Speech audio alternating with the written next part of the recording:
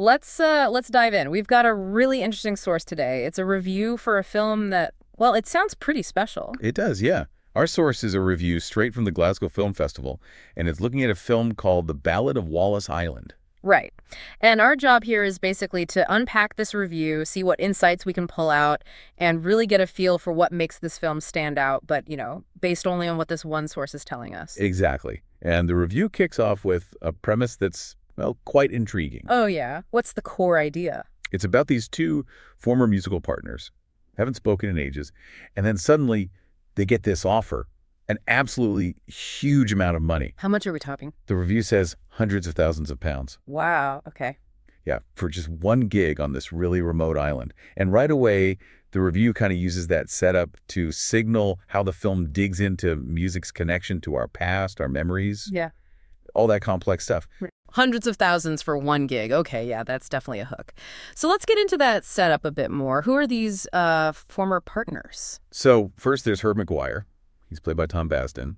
And the review paints him as a musician whose solo career is, well, maybe not hitting the heights he hoped for, struggling a bit. Okay. And the other half of the duo? That's Nell Mortimer, played by Carey Mulligan.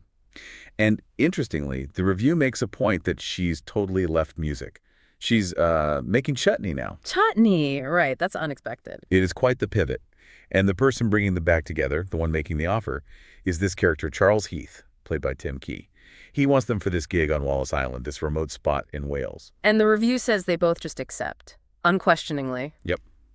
Which, I suppose, for that kind of cash, may be less surprising if you're a struggling musician or even a chutney maker. Fair point. And the review doesn't, leave you hanging. It hints pretty early on that this whole experience on the island ends up having a transformational effect on everyone. Ah, okay. So it's not just about the weird gig. It's about what happens to them while they're there. Precisely. It sets the stage for some real character development, some changes. Sounds like fertile ground.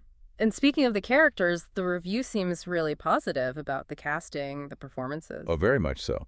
It singles out Tom Basden as Herb, calling him the jaded star. And as he's huffy and demanding, but also, underneath that, bruised by his experiences, gives him some depth. Yeah, exactly. And then Carey Mulligan as Nell is positioned as this sort of contrast, gentle and nurturing, especially next to her more brusque former partner. But the one the review really seems fascinated by is Tim Key's character, Charles Heath. Totally. The description is great. Infuriating, hilarious, and empathetic all at the same time. That's quite a balancing act for an actor. It really is. Yeah. And the review gives these little specific examples, like him purposefully mispronouncing his lines or making terribly timed puns. Helps you kind of picture him. Definitely. And Cian Clifford gets a mention, too. Supporting role. Yeah. As Amanda, the local shop owner, seems she brings in some comedy, but also maybe a touch of romance. So overall, the takeaway on the acting front is strong. Absolutely. The review uses phrases like excellent performances and palpable chemistry between the cast. Sounds like the ensemble dynamic is a real highlight. Okay, great cast, interesting characters. How much of that is down to the script? The review seems to rate the writing very highly. It does. It points out that Basden and Key actually wrote it themselves, based on a short film they did. Oh, okay. And the praise is pretty effusive.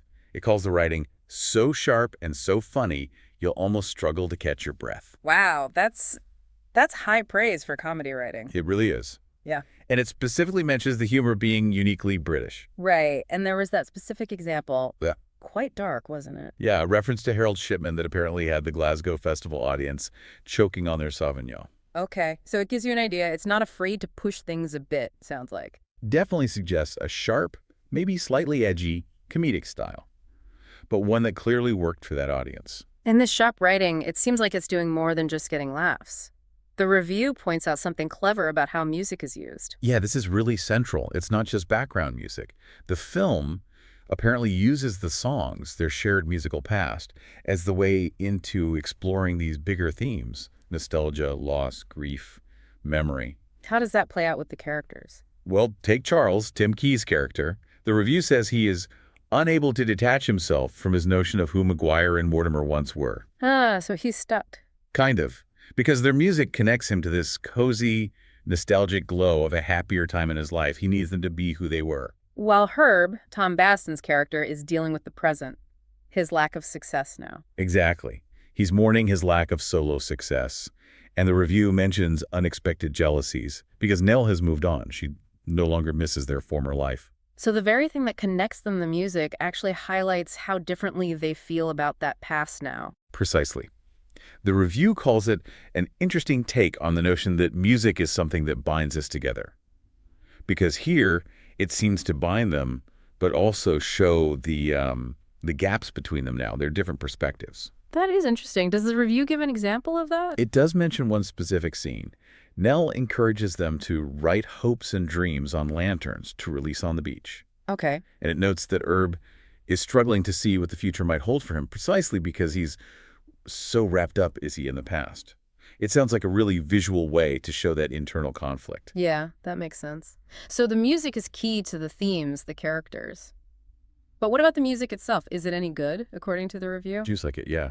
The soundtrack is described as warm and folksy. And the singing, Basden and Mulligan. The review is very complimentary, calls their voices excellent, and says they blend together beautifully. Nice. Their duets and love songs are singled out as genuinely gorgeous. So it works on an emotional level, too. Apparently so. The review suggests the music is so effective that some of the performances may have a few bottom lips trembling. So, yeah, definitely landing emotionally. Okay. Now, the review does mention a potential downside, doesn't it? Something about being twee. It does acknowledge that, yeah. Yeah. That for some people, it might all feel a bit twee and on the nose. A bit too sentimental, perhaps. But it pushes back on that. It does. It follows up immediately by saying there's something so heartwarming about it all that you'll be willing to overlook that. Suggests the film earns its warmth, basically. Right. So it sounds like it manages that tricky balance, the really sharp comedy we heard about earlier, and this genuine emotional depth. That seems to be the key takeaway. The review puts it quite plainly. The comedy is razor sharp, but the drama that unfolds is genuinely upsetting. It's not sacrificing one for the other. No, it suggests they work together.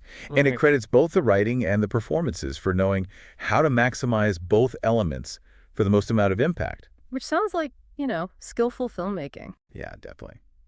So wrapping up, the review gives a pretty clear recommendation, right? It does. Calls the film a must-see, specifically for people looking for genuinely entertaining bit of British cinema. And it highlights the setting, too, showcasing the striking Welsh coastline and phenomenal local talent. The final summing up is nice. Gentle when it needs to be, utterly hilarious, and unapologetically good for the soul. Good for the soul. That's quite an endorsement. It really is. Just for context, the review reminds us this was the surprise film at the 2025 Glasgow Film Festival. Right, which was the festival's 21st edition, apparently drew over 33,000 people. And it even gives release dates, for anyone interested, March 28th, 2025 in the US and May 30th, 2025 in the UK. Good info to have. So, yeah, distilling this whole review down, what we're getting is a picture of this British film, The Ballad of Wallis Island, that seems to have really strong writing, excellent acting, beautiful music. And it uses that music in a really interesting way to explore memory, loss, how people move on differently, balancing that sharp comedy with real heart. Yeah, that blend sounds key. The review really emphasizes how music acts as this powerful, sometimes tricky link to the past. And how the characters have these different relationships to that shared past, which causes friction, but ultimately leads to something the review calls good for the soul. Which does leave us with a thought, doesn't it? The review paints this picture where engaging with the past, the music, the memories can be both connecting and kind of painful, especially when people are in different places now. Right. But the film is still described as good for the soul. So what does that actually mean? How can facing that kind of tension, that mix of connection and difficulty from our past be fundamentally, good for us? Something to maybe think about.